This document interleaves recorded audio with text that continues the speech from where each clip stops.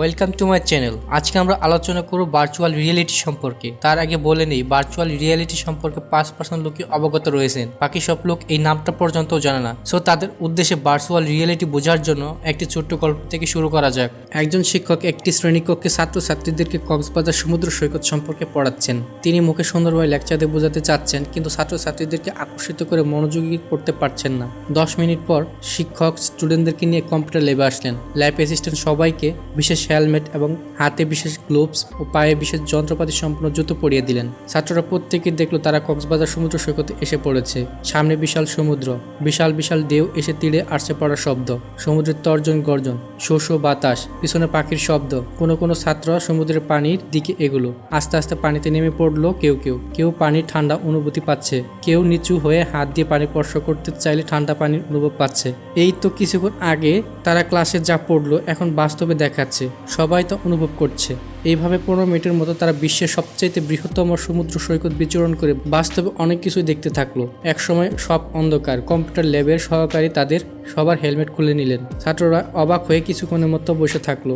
এটা কি সম্ভব? তারা স্বপ্ন দেখছে না তো? ক্লাসের অমনোযোগী বা দুষ্ট ছাত্রছাত্রীরাও একই রকম অবাক হয়ে বসে থাকলো। কিছুক্ষণের মধ্যেই সবার ঘোর কাটলো। শিক্ষক ছাত্রছাত্রীদেরকে প্রশ্ন করলেন, কি তোমরা কোথায় গিয়েছিলে?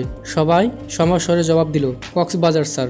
তো বন্ধুরা, এই গল্পের কাল্পনিক অংশটি হলো ভার্চুয়াল রিয়েলিটি। তাহলে আমরা সংজ্ঞা অনুসারে এইভাবে বলতে পারি, প্রকৃত অর্থে বাস্তব নয় কিন্তু বাস্তবের ধারণা সৃষ্টি করতে সক্ষম বিজ্ঞান নির্ভর কল্পনাকে ভার্চুয়াল রিয়েলিটি বা অনুভব কিংবা কল্পনার জগৎকে বাস্তবতা বলে। এভাবে বলা যায়, ভার্চুয়াল রিয়েলিটি হলো সফটওয়্যার নির্মিত একটি কাল্পনিক পরিবেশ যা ব্যবহারকারীর কাছে বাস্তব জগৎ হিসেবে বিবেচিত হয়। অর্থাৎ এটি এক ধরনের কম্পিউটার নিয়ন্ত্রিত ব্যবস্থা যা প্রতিমা নির্মাণ বা মডেলিং, ছন্দায়ন বা সিমুলেশন পদ্ধতির মাধ্যমে কল্পনার জগতে প্রবেশ করতে পারে। ভার্চুয়াল রিয়েলিটি মানুষ যা দেখে তা অনুভব করতে পারে। ভার্চুয়াল রিয়েলিটিতে সৃষ্ট পরিবেশ পুরোপুরি বাস্তব পৃথিবীর মতো মনে হতে পারে। ভার্চুয়াল রিয়েলিটির ব্যবহার সম্পূর্ণ কম্পিউটিং সিস্টেম নিয়ন্ত্রিত। কল্পনার জগৎকে যেন হুবহু বাস্তব মনে হয়। এক্ষেত্রে অনেক সময় অপ্রকৃত বাস্তবতার থেকে বাস্তব অভিজ্ঞতা পাওয়া যায়। ভার্চুয়াল রিয়েলিটিতে কিছু স্পেশাল ডিভাইস ব্যবহার করে নিতে হয়, যেমন VR headset, VR gloves, VR switch,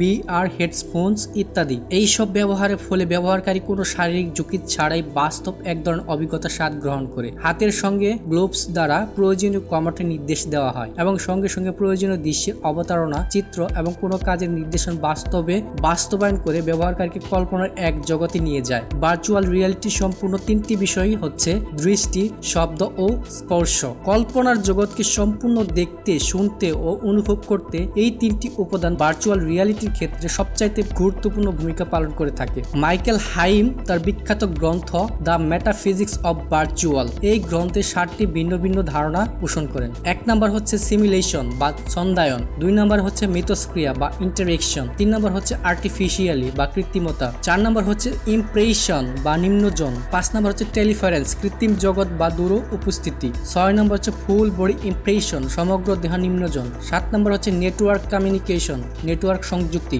American photographer মর্টন helix 1970-এর দিকে দর্শকের জন্য এমন এক ধরনের সিনেমার প্রযুক্তির কথা ভাবেন বা চিন্তা করেন যা তাদের সিনেমা দেখার অনুভূতিকে আরো বাড়িয়ে দেবে এবং দর্শককে নিয়ে যাবে কাহিনীর ভেতরে। মর্টন হিলিক্স তার ধারণাকে 1957 সালে সেমুরা আবিষ্কারের মাধ্যমে বাস্তবে রূপ দেন। যন্ত্রটি একই সঙ্গে সর্বোচ্চ 4 জন ব্যবহার করতে পারত। 3D মোশনের সঙ্গে তিনি গ্রান, স্টোরিয়াস সাউন্ড সিস্টেমের অবস্থান আর বাতাসে চুল উড়ার মতো ব্যাপারগুলো বিন্যাস ঘটিয়েছিলেন। ফলে দর্শক পর্দার সাথে নিজেকে নিবিড়ভাবে সম্পর্ক করতে পারত অনুভবের মাধ্যমে। হিলিগের সেই অসাধারণ উদ্ভাবনের জন্য তাকে ভার্চুয়াল রিয়েলিটির জনক বলা হয়ে থাকে। ভার্চুয়াল রিয়েলিটির ব্যবহার এখানে শেষ নয়। মাইক্রো সার্জারি, থোরাসিক ও ল্যাপ্রোস্কোপি সার্জারিতে ভার্চুয়াল রিয়েলিটি বলা যায় এক আশীর্বাদের নাম। খুব অল্প সময়ে নবীন চিকিৎসকদের মাধ্যমে দক্ষভাবে প্রশিক্ষিত করা যাচ্ছে। ইঞ্জিনিয়ারিং বা অ্যাপ্লাই সায়েন্সের ব্যয়বহুল ল্যাবের খরচ কমিয়ে ভার্চুয়াল রিয়েলিটির মাধ্যমে গভীরভাবে শিক্ষার্থীদের সমস্যার সমাধান করতে পারছে। বিশেষ করে পরিকল্পনা ও স্থাপত্যের ব্যবহার বহুমুখী। ভূগোল কিংবা প্রাণীবিদ্যা ক্লাসগুলোতে ভার্চুয়াল রিয়েলিটি ব্যবহারের কারণে ক্লাসগুলো হয়ে উঠছে জীবন্ত। এমনকি ইতিহাসের ক্লাস ফিরে যাচ্ছে পুরনো দিনের দৃশ্যে। ভার্চুয়াল রিয়েলিটি যেহেতু দৃশ্যের অবতারণা করে, তাই বলা যায় মুখস্থের দিন ফুরিয়ে গেল যেন শিক্ষার্থীদের কাছ থেকে। কম্পিউটার গেম, চলচ্চিত্রের ব্যবহার এতই বিস্তৃত যে ভার্চুয়াল রিয়ালিটি ছাড়া এইসব ভাবা যায় না এখন। ভার্চুয়াল রিয়ালিটি এই প্রযুক্তি কাজে লাগিয়ে গুগলও বের করছে অসাধারণ কার্ডবোর্ড দিয়ে তৈরি হালকা এই ডিভাইসে আছে 2টি বিশেষ সেন্স যা চোখের সামনে বড় পর্দার অনুভূতি সৃষ্টি করে। 2টি গোলক চুম্বক যা মোবাইল ম্যাগনেটিক সেন্সরকে স্টিগার করে কন্ট্রোল হিসেবে কাজ করে। বাস্তব জীবনে অধিকাংশ জিনিসেরই মতো ভার্চুয়াল রিয়েলিটির কিছু মন্দ দিকও এখন সামনে আসছে। যেসব ব্যক্তি এইসব ভার্চুয়াল জগতের মাধ্যমে ইতিবাচক নেতিবাচক পরিবেশের মাঝে আটকাচ্ছেন বা বিনোদন খুঁজছেন, তাদের বাস্তব জীবনেও এসব প্রভাব পড়তে পারে। মনোবিজ্ঞানীরা বলেন ভার্চুয়াল রিয়েলিটির সাইবার এডিকশনের মাত্রা বাড়ছে।